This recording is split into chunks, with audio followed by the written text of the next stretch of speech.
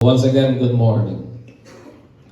Ways of keeping Christ's command to not let our heart be troubled. Kini bang ang pamahagi ba sa pagtipik, pagbuhat sa sugo ni Jesus nga mao nga kaning atong kasing-kasing dili magkaguol o dili magkabalaka o dili magkahadlok o dili magka-trouble mga igsoon. Ang atong pagmamalandong, makita nato in the book of John 14, 1-6, ug sundan lang ko ninyo basa sa ilong. O ang pulong sa Dios na kanayon, ingon niya sa NIV version, "Do not let your heart be troubled. You believe in God, believe also in me. My Father's house has many rooms. If that were not so, would I have told you that I am going there to prepare a place for you. And if I go and prepare a place for you, I will come back and take you to be with me, that you also may be where I am. You know the way to the place where I am going." Thomas said to him, "Lord, we don't know where you are going, so how can we know the way?" Jesus answered, "I am the way, the truth, and the life. No one comes to the Father except through me." Si Jesus mga igsoon, dili gud na siya mohatag og usa ka sugo nga lisod para nato ang pagtuman. Dili siya mohatag og usa ka butang nga dili og imposible para nato ang pag-obey. Tungod kay ang tanang mga command nga gihatag sa Ginoo pinagi sa balaang nga kasulatan is all doable and not impossible to attain. Amen. Tanan nga sugo nga gihatag sa Ginoo sa balaang nga kasulatan, kanang tanan is doable. It means mabuhat gyud o dili na lisod o dili imposible nga ma-attain o mahimo nato mga igsoon. Muna nga ikaw kako, we are commanded by Jesus to do not let our heart be troubled. Amen. That is a command. Ikaw ako are mandated, commanded by our Lord Jesus to do not let our heart be troubled. Nga usa ka sugo nga doable o usa ka sugo nga posible nga ato yung maktipigan o makip mga igsoon. So ingna na imong tapat, gisugo ka. Ingna ba? You are commanded. And what is the command? Do not let your heart be troubled. Ayaw, ingon pa ni Jesus, ayaw tuguti nga kanang imong kasing-kasing magakaguol o magakahadlok or magakabalaka or mag-troubled mga igsoon. Ani nga context sa mga narrative, mao kini ang hinubay ba ani nga scenario o nga passage sa Bible. Mao kining a day before the Passover celebration. So pila ka adlaw o adlaw una ang Passover celebration. Nga usana sa mga major o usapon sa pinakasagrado nga kapistahan sa Jewish nga kultura o custom mga igsoon. And the Feast of Passover, nagaporsyado na siya sa vicarious death o sacrifice ni Jesus for a redemption of mankind. So dapat natong masabtan na ang Feast of Passover nagapalayag ka na sa pagabuhato ni Jesus. Ingon nga siya mo'y mahimong sakripisyo para sa kapasayloan sa sala nato mga igsoon. Og si Jesus uban sa iyahang 12 ka mga disciples were at the upper room. So naa sila karon sa upper room. Si Jesus nanihapon ni kaon sa iyang katapusan nga panihapon before sa iyang great suffering. Og mogay na usa sa pinakasikat kay drawing ni Da Vinci kanang gitawag nato the Last Supper. Uban ang iyang 12 ka disciples mga igsoon. O dito sa upper room, gihatag ni Jesus ang iyang valedictory or ang iyang farewell na speech that bewildered, disheartened, and troubled the heart of His disciples. Nga iyahabang katapusang mga puong, una siya nga moatubang sa dako nga suffering, o una siya mamatay, mga pulong mga igsoon nga nakahatag og kahasol, nagahatag og kalibog, nagahatag og kabug-at, and it troubled the heart of His disciples. Kung siguro kita ato siguro gihatag ang mga pulong kadtong mga pulong siguro nga kanang ganahan sila maminaw, maingon siguro kanak hapit naman ko mamatay, kadtong akong treasure imuha na to, di ba? Nak hapit naman ko kwaon sa Ginoo, kadtong ako ang bank account imuha na to, etc. Pero lahi ang ingon ni Jesus, it is a kind of word that is disheartened, discouraged, and troubled the heart of His disciples. Mao nang nahitabo mga igsoon. O mao ni ang giingon ni Jesus that bewildered the heart of disciples. Ingon Jesus that one of His disciples will betray Him. Usa sa iyang mga disipulo pagkatraidoran siya o human nga gitusmaw ni Jesus ang morsel sa tinapay nga tusubo. And then iyang gihatag ang Judas na son ni Simon Iscariot. Si Satan dayon misulod kadto kang Judas. Busa giingnan ni Jesus si Judas in John 13:27. What you do it quickly.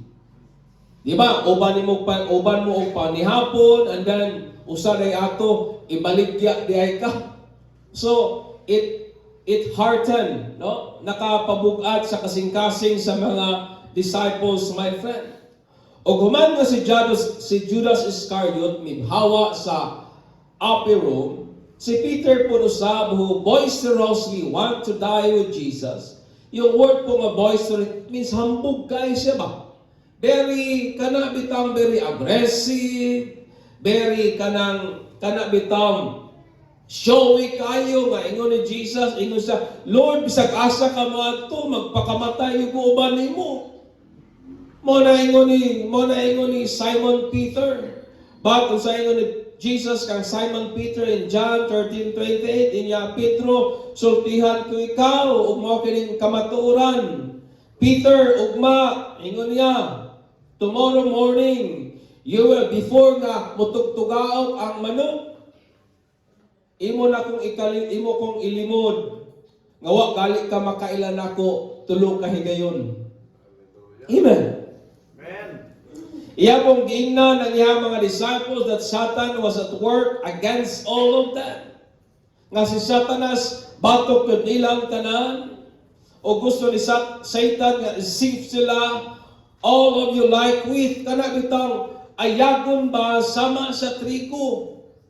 Nga mura bitaw kanang ayagon o kanang i-shake sila mga igsoon usulayan yun pag-ayo. And that all His disciples would fall away on account of Him. Mo ni ang mga last word ni Jesus before ang iyang great trials. Ingon ni Jesus in Matthew 26:31, the very night you will all fall away on account of me, for it is written. Ingon niya, I will strike the shepherd and the sheep of the flock will scatter. Sa dihang paghahampako ng magbalantay ang mga kanino magkatibulag mga igsoon.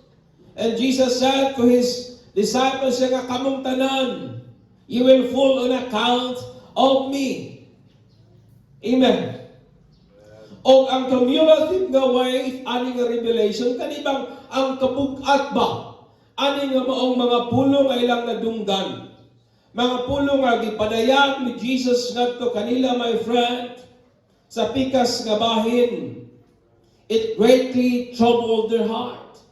Tiunay gyud nga nakatando, tiunay gyud nga nakashake, tiunay gyud nga nakadisturbo sa ilahang kinasuran nga mga pagbati. Mao na nga giingnan sila ni Jesus, do not let your heart be troubled. Amen.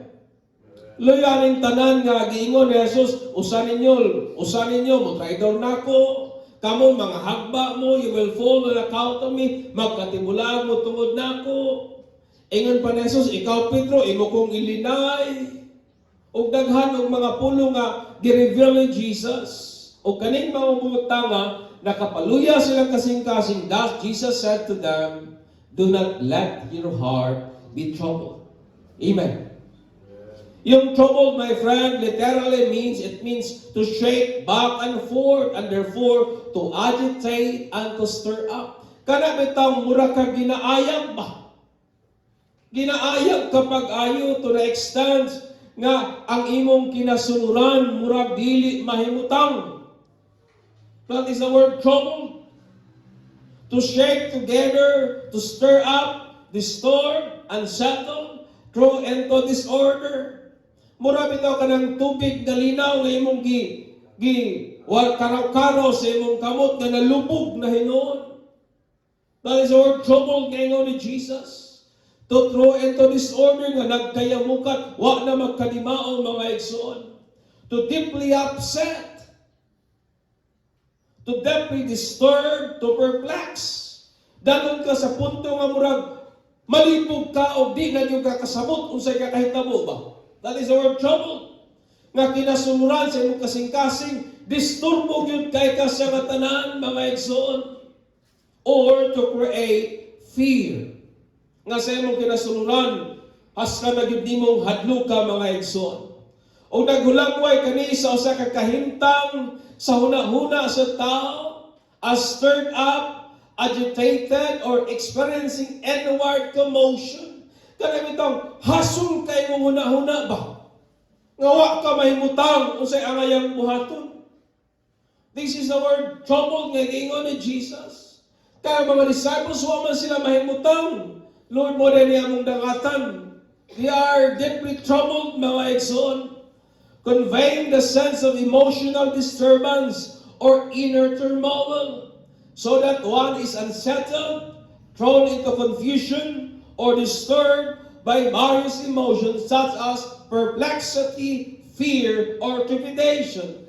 Kana bitaw hasol kayo ang sunod. Simple as that. Wa na magilayang Bisaya ni as kang hasula gyud ang imong sunod, mga igsoon, nga imong pagbati, nalibog ka, nahadlok ka, murag wa ka kabalo sa himuon, ipit na ipit kay ka sa ngatanan, nga murabag ang imong kasing-kasing mabati gani mo ang pain sa mga pressures sa kinabuhi o sa troubles, mga igsoon. And this is the troubles na gisgutan ni Jesus. Wa man putay kalainan aning mga disciples ni Jesus, mga igsoon, kay nakasinati man buta og mga agitation, nakasinati man buta og inner nga kana bitawng paghasol sa atong kasing-kasing, sa diyang makadungog ta og mga disturbing news or revelation. Amen. Sa diyang makareceive ka og mga dili mga maayong balita ba, makadungog ka nga imong adlaw are being numbered. Ingnan ka sa doktor nga, Ker o Brad, ang imong adlaw na bilin isang semana na lang, di ka mahasol. Makadungog kag balita nga nakay cancer, di ka mahasol. Makadungog kag balita nga sa kamahal sa mga palitunon karon, ang mga trabahoan nga naata, mag-cutting sila og mga tao para nga maminus-minusan ang gasto din, usa ka sa tanggalon, di ka mahasol ang imong sulod. Amen. Sa diyang makadungog taog mga ang comfortable nga news or revelation, madisturbo baya yun ang atong sulod, mga igsoon. Sa diyang makadungog ta that piso is losing its power, mahasol ang atong sulod, oy. Nga kining gahom sa piso ba murag di na gid kay sama kagamhanan kaniadto. But like Christ's disciples, sama sa mga disipulo ni Jesus, we are also commanded and exhorted by Jesus to do not let our heart be troubled. Amen. Nakadungog kag mga batyos, sama sa mga apostles, then God commanded us to do not let our heart be troubled. Kadungog ka og mga unhealthy, mga perplexing na mga revelation. But Jesus said, do not let your heart be troubled. Amen. Kadungog ka nga nagamahal ang mga palitunon, but Jesus commanded us, do not let your heart be troubled. Kini nga sugo ni Jesus, nagpakita lamang nato nga ikaw ako kita ang responsable sa may kahimtang o kondisyon sa atong kasing-kasing, o niyaning mga musunod nga mga butang, ways to keep our heart from being troubled. Mo ni ang mga butang nga ingon ni Jesus pamaagi nga atong matipigan, atong makip, atong maobey ang sugo ni Jesus. Usa man ang sugo, to do not let our heart be troubled, mga igsoon. Lingihan na imong tapad niya nga, kumusta man imong kasing-kasing? Nga ba? Kumusta man? Una, unyielding belief in the person of triune God. Nga na kay dili mabawog ba? Dili ma-compromise nga faith. Diha sa Dios. Diha sa triune God. Diha sa Ginoo atong gialagaran nga three but one, three person but one in essence, my friend. That is in verse 1. Thus Jesus said, you believe in God, you believe also in me. Ang word po nga believe, gikan ta na sa Greek verb nga ginagamit nila sa pag-persuade sa kaugalingon. Ginagamit na nila nga term sa pag-inganyo ba sa imong kaugalingon o kana nga pag-inganyo naggikan kana sa pagtuo nga gihatag sa Dios kanimo kanako, mga igsoon. To believe means we persuade ourselves of the things we know about God. Ang pagtuo kana bang imong inganyuhon, imong agnihon, ang imong konbinsihon ang imong kaugalingon sa mga butang kung kinsa ang Dios o sa mga butang nga unsay mahimo sa Ginoo. Amen. You must convince yourself of who God is.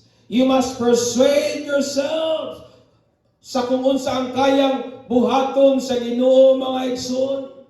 Amen. That is to say, nga kung atong inganyuhon ang atong kaugalingon sa unsay kayang buhaton ug mahimo sa Dios, then we must also persuade ourselves sa maong kamatuoran diha kung kinsa pod si Jesus, mga igsoon. Ingon nga mga troubles aning kinabuhian, nagaengganyo sa atong kasing-kasing to doubt God. Di ba ang mga pressures sa life, it persuade us to doubt God.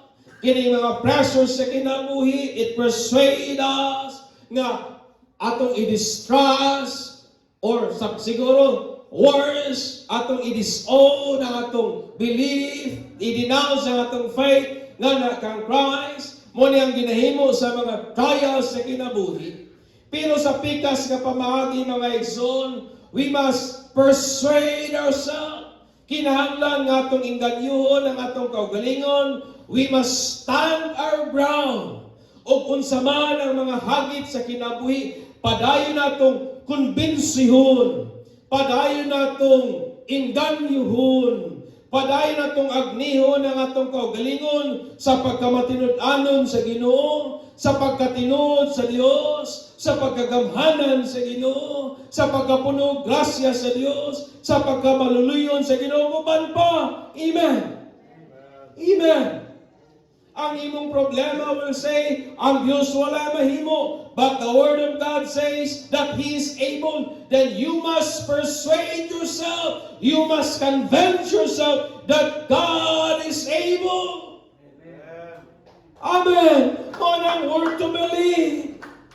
Niya tubang ka grabe nga trials. Niya tubang ka grabe nga mga shaking sa life. Then you must stand your ground and continually persuade yourself. Lord, ang akong huna-huna nag-ingon ing-ani, pero padayon akong konbinsyon ang akong kaugalingon na di lagi minimo pasagdan, di minimo biyaan. Nga ikaw yun, Diyos, nga muunong namo sa tanang panahon. Usahay ang atong ginakonbinsi ang atong kaugalingon sa mga butang that only bolster doubt and disbelief. No, it should not. Kung may butang atong pamulungan ng atong kaugalingon, dapat atong butang mukonbinsi nato sa pagka-tinuod sa Dios, sa pagkadako sa Ginoo, sa pagkamaluluyon sa Dios. Amen. Hallelujah. That's why, paday na itong i-convince ang atong kaugalingon sa attributes aning ato ang Ginoo, sa Amahan, sa Anak, ug sa Balaan nga Espiritu. Tungod kay wala gyud laing maayo ug epektibong pamaagi to combat internal pressure is to persuade oneself on the attributes of the Father, the Son, and the Holy Spirit. Amen. Ang atong Diyos Amahan, He is full of love. Thus, He sent His Son. Ang Diyos naman nga Anak, full of grace and truth. And He cares for us. Ang Balaan naman nga Espiritu is at work sa atong mga kinabuhi. Naa siya nato working 24 hours. Every pico second, He's working sa atong kasing-kasing mga igsoon. We must persuade ourselves. Amen. We must have this unyielding belief in the person of the triune God. Amen. Ingay mong tapat, kumbinsa ha imong kaugalingon. Convince yourself, persuade yourself of the truthfulness, faithfulness of God. Amen. Pagpaka na ito ang ginawa. Ikatuma, undeterred conviction on the promises of Jesus. Dapat natay dili matiog, dili mausaw, dili ma-influence ng conviction diha sa mga saad na Jesus, that in verse 2 and 3. Ang fulfillment mo sa promise solely depend sa character sa tao nga nagsaad niya. No, yun na. Wala na mag-agad sa taong gisaaran, kundi ang katumanan sa saad, nag-agad na sa kung kinsa ang nagsaad. O it depends sa character sa nagsaad. Kaya kung ang nagsaad may pagkabakakon, na yuta kalaot, yan ang tumanon. Pero kung ang nagsaad matinudanon, may assurance kita ngayon ang pagabuhaton. Sa diyang si Jesus naghimo og promise. Ikaw ako, wa kita pagduha-duha nga ihang ikip, ihang pagabuhaton ng ihang saad. Tungod kay, it is impossible for Him to lie. Amen. May kasiguraduhan ta nga buhaton ni Jesus ang iyang mga saad. Tungod kay, lisod man pala kang Jesus ang pagpamaka. Ang atong kumpiyansa o ang atong conviction rests on the very nature that He is faithful. May kasiguraduhan ta nga buhaton ni Jesus ang iyang saad tungod kay siya siyang pagkasya matinud-anon man. Amen? And He cannot disown Himself. And it is impossible for Him to lie, for God cannot lie, my friend. Monay atong conviction, monay atong kumpiyansa nga buhaton gyud niya ang iyang mga saad kay siya siyang pagkasya matinud-anon man, siya siyang pinakakinaiyahan tinuod man, o dili niya kayang ilimod ang iyang kaugalingon, o imposible para niya ang pagpamakak, kay dili kaya sa Dios ang mamakak, mga igsoon. Amen. Jesus made a promise, o kanyang saad ingon pa niya, nga mato siya sa dapit sa iyang amahan, kansang mag-andam siya og mansion or abode for us. Luna, dapit para nimog nako, og mabalik siya og ihatang kwaon and be with Him forever. Ang dapit kung asa mo adto si Jesus og mag-andam og luna is mao kana ang balaang syudad sa langit. And the account of Revelation 21, sa dihang Ginoo naghimo, sa dihang gihimo sa Dios ang bag-ong, naghimo ang Ginoo bagong langit ug bagong yuta ug bagong Jerusalem, nga mao ang balaang syudad coming down from the new heaven from God. Understand me, nga sa context po sa eschatology, nga ng Bible, nga sa dihang gibag-o sa Dios ang tanan, naghimo siya bagong langit o bagong yuta, o gikan sa bagong langit, mikanaog ang bagong Jerusalem, that is the holy city of heaven, o ang maong bagong Jerusalem, gikan sa Dios, and dwelt among His people ngadto sa bag-o nga earth, my friend. Mo nang ingon sa Bible. And ang mga tao will be His people, and God Himself will be among them, and be their God. Ang Ginoo mo puyo uban sa mga tao, ang mga tao mahimo niyang katawhan, ug siya mo'y mahimo gyud nilang mga Dios. Mahimong Dios.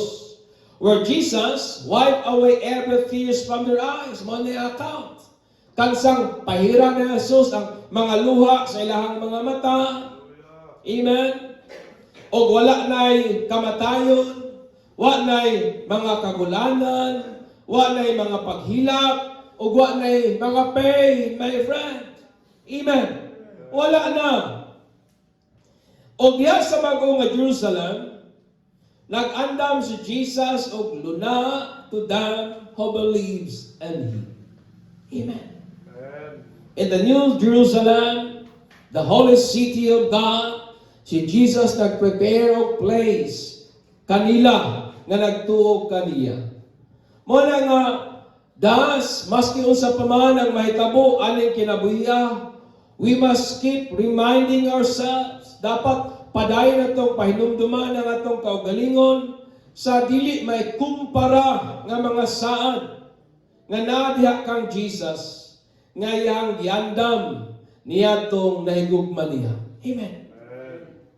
Dapat padayon natong pahinumduman ang atong kaugalingon sa mga butang nga incomparable, sa mga butang nga dili makaplagan aning kinabuhiawan ning kalibutan.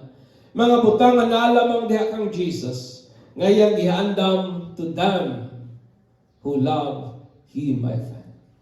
Thus, we must have this undeterred conviction on the promises of God. Natay dili matiog nga conviction, dili matiog nga assurance or paghupot o kasiguraduhan sa saad ni Jesus kanimo kanako mga igsoon. Amen. Ikatulo, exclusivity to the Father in the person of Jesus. Yung word po nga exclusivity, it means wa na laing dalan. The only way. Walay lain nga option. Walay lain nga way. It is the only way to the Father. Mao gyud ang anak mga igsoon. That is in verse 4 down to 6. Jesus claim, ano ang claim ni Jesus? That siya lamang ang dalan, paingon samahan, which reject any other option and ways. Wa nagyulayang dalan igsoon. Amen. Wa nagyulayang way to the Father, mao lamang yun si Jesus. And any other way except Jesus is not the way. Si Jesus lamang yun ang dalan, wa nagyulayang pa mga igsoon. Kaya naingon siya ang dalan, siya ang kamaturan, ug siya pod ang kinabuhi mga igsoon. Aning kalibutan nga may diverse o daghan kayong mga pagtuo ug libuhan ka mga religion who promise maayong kinabuhi, human aning kinabuhian. Kansa nga kamaturan are contradictory to others who also have their own truths. Kabalo ba mo nga matag religion may iyang kamaturan gihuptan? But it's sad to say, ang ilang kamatuoran is contradictory sa ginahuptan po nga kamatuoran sa ubang nga relihiyon. So, which is which? But pasabot, asa man ani ang saktog tinuod mga igsoon. But amidst aning diverse belief, taliwala aning daghan nga klaseng pagtuog relihiyon, Jesus claimed that He is the way, the truth, and the life. Amen. Daghan kayo kapilian, but Jesus said, ako ang dalan, ang kamatuoran, o ang kinabuhi, eliminating any other option so that we can fix our faith on Him. Amen. Wala kayo laing dalan si Jesus lamang. Giyang gitangtang ang mga butang that maybe it create confusion nga rin nato. Aron nga mai-focus lamang nato atong pagtuo nga kaniya mga igsoon. Kay dili siya buot nga itong usika ng atong panahon, ang atong kusog, ang ato ang kaning paglaom sa mga butang nga dili muhatod nato ngadto sa saad sa Dios para nimog nako mga igsoon. Amen. God, Jesus, dili niya buot nga Usika nato ang atong panahon sa mga butang nga dili mohatod nato ngadto sa iyahang amahan. Dili mohatod nato ngadto sa saan, sa dapit kung hain ang iyang amahan, mga igsoon. Mo na nga maski unsa pang mahitabo ani kinabuhia, has this firm and steadfast belief. Magbaton taning lig-on, mapinadayunon nga pagtuo nga si Jesus mao lamang gidiay ang dalan paingon nga to samahan. Wala na laing dalan apart from Jesus. Amen. Wala na laing way to the Father apart from Jesus. O dili gyud ta makaabot nga to samahan kung dili gyud pinaagi kang Jesus, mga igsoon. Have this firm belief nga wa gyud laing way. Kay kini kalibutanan, it offers us many ways. Ingon sila, all religion leads to Rome. It means, maski unsa pa man ang imong gituhan, we believe in the same God. No, it's not. Dili na tinuod, mga igsoon. Because Jesus said, and He claimed, I am the only way, the truth, and the life. No one comes to the Father except through me. Not good works, not religion. It is only Jesus. Amen. Exclusivity to the Father in the person of Jesus. Jesus commanded us to not let our heart be troubled. Mo ang sugo. Gisugo ta nga di ta magakahadlok. Di nato tugutan nga kining atong kasing-kasing mahasol. It is a command, which is something that we can truly live out. Buta nga, posible nga ito ginayang puyan. To keep this command, we must unyieldingly persuade ourselves in every circumstances in life of the attributes of God the Father, God the Son, and God the Holy Spirit. Nga mas sa pamanang mahitabo sa atong kinabuhi, dapat natay dili mo-compromise o dili mabawog nga pagkonbinsi sa atong kaugalingon. Sa pagkamaayo sa Ginoo, sa pagkadako sa Dios, sa pagkahibulungan sa Ginoo. That He is able to sustain us, that He is able to provide all our needs, that He cares for us. Dapat natay unyielding nga pag-persuade sa atong kaugalingon anak nga maong mga butata. Amen. Kung na may panahon nga angay tang magmagahigon mo nani magmagahigon ta sa atong gituuhan kung kinsa ang Dios. Hallelujah. Keep reminding ourselves and holding fast on the incomparable promises of God who cannot lie. Ang atong assurance nga atong maangkon na yung saad kay di sa kabalong mamaka. Amen. Amen. Amen. Ang atong assurance nga atong akuha ma-attain og yang buhaton na yung saad. Nga wa gisama gikakumpara because God cannot lie. It is impossible for Him to lie, my friend. Ang atong Diyos dili makako. Og dili sa kabalong mamaka. Busa may kasiguraduhan ta nga iyang tumanon ang mga saad niya para natong tanan. And have this firm and steadfast faith in the person of Jesus as the only way to the Father. Wa na laing dalan, si Jesus lamang kayo. Kabalo mo kung magsigitag lang taong laing daghang option na aning kinabuhi, your heart will be full of troubles. Kung masigit kag huna-huna nato ang way kwarta, ang way religion, ang way daghan ka option ba aside from Jesus. I tell you, brethren, your heart will be in trouble. Because Jesus said, wa na kayo laing dalan, siya o siya lamang kayo. Hallelujah. Ang Ginoo nato dako gamhanan og maayo. Busa di nato undangon sa pagkonbinsi ang atong kaugalingon sa iyang pagkamaayo pagkadako. Ang saad sa Ginoo nindot wa gyud sama.